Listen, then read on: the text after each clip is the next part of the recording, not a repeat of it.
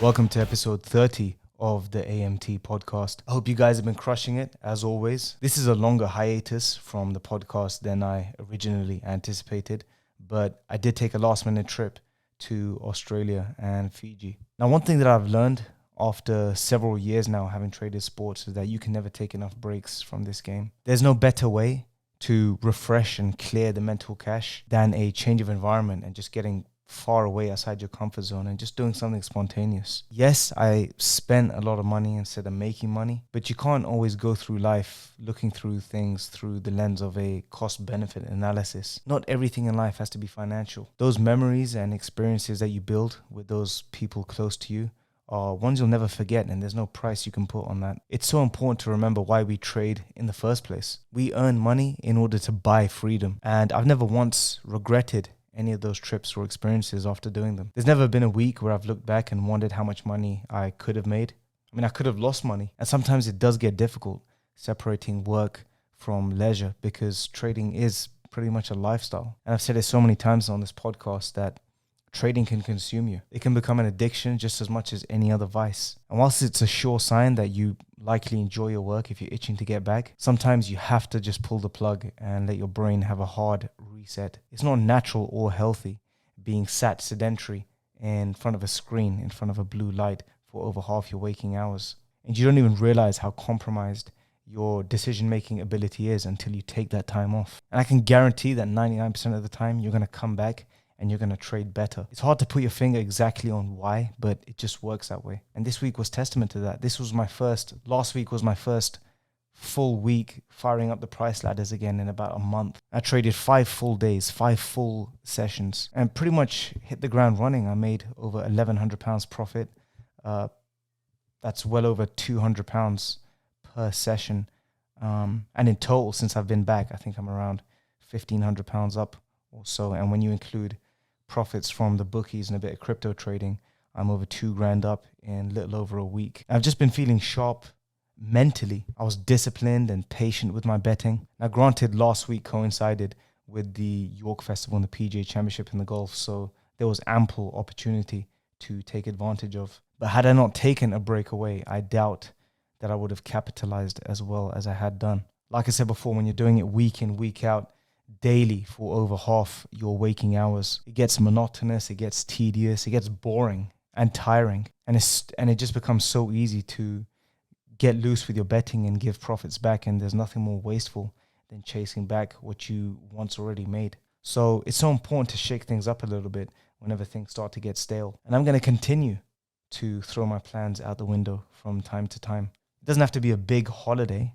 It can just be a city break or a golf break just to jolt me back to life whenever things start to feel flat. And right now I'm in a really good place mentally and physically. And you always operate at your best when you enjoy what you're doing and you're having fun, staying present and just not putting that unnecessary pressure on yourself. So I'm really looking forward to letting it rip this summer. The English Test cricket schedule gets underway in a couple weeks' time, starting with the ICC Test cricket final between India and Australia, and then the 5-match series in the Ashes at home. And then we've got Royal Ascot, and then the US Open, and Glorious Goodwood, and Epsom Derby, and a bunch of other festivals, which historically I've done well at. I'm not going to get too hung up on profit targets, but rather I'm going to put more of an emphasis on tracking performance on a session-by-session basis by making sure that my concentration and execution is optimal, by taking detailed notes of my betting patterns and just laying each brick as perfectly as I can. And when you shift your focus from a faraway target to something,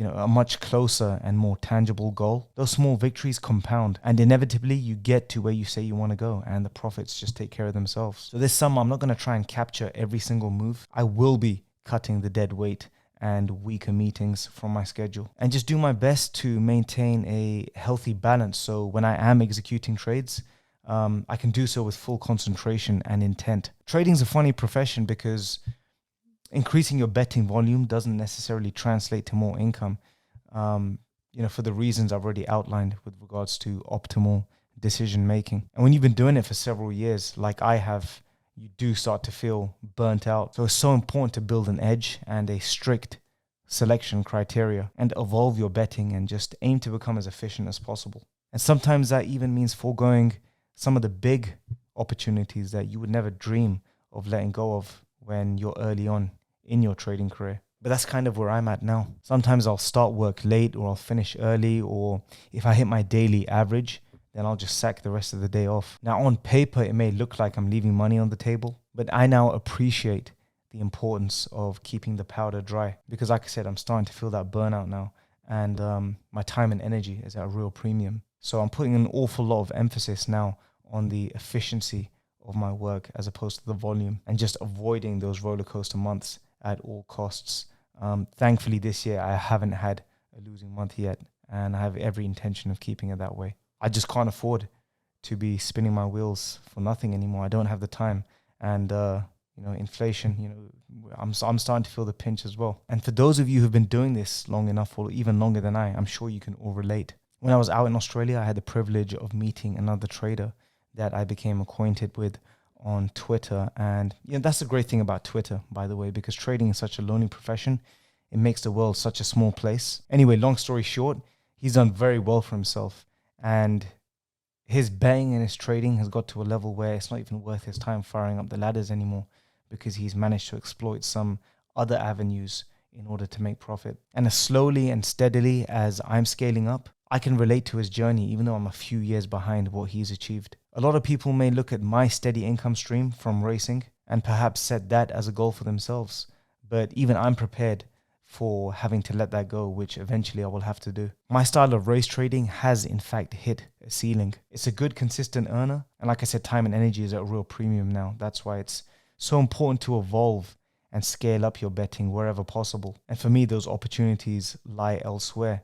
So you have to always plan ahead in this game. Otherwise, you do run the risk of standing still, or worse yet, going backwards. There is another famous trader on Twitter who's done very well for himself, but he's in fact quit, and he's actually rejoined the labor force. And without passing any judgment at all, because I know him and he's a great guy, that's just not a situation I ever want to find myself in the future. Anyway, I promised this would be a short one, and I have rambled on a little bit longer than I anticipated. But I'm really looking forward to sharing my journey with you guys this summer, giving you a real, authentic, no BS, no filter look at what this lifestyle entails for someone that does this full time. There's many people out there in the UK doing what I do, but as far as I'm aware, nobody's willing to showcase their journey. And ironically, I'm a very private person, but I really felt like there was something missing in this space. And if you've noticed, I don't really discuss strategy or edges that much. There's enough guys out there already doing that.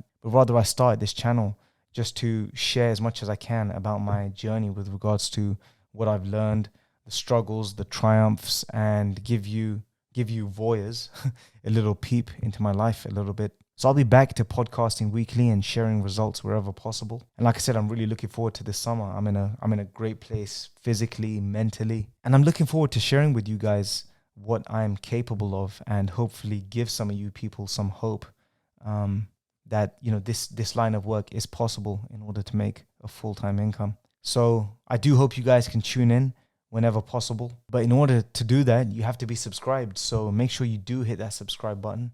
Make sure you like, share, comment. I do read and I do reply. And just share where possible. So I'll see you guys in the next episode.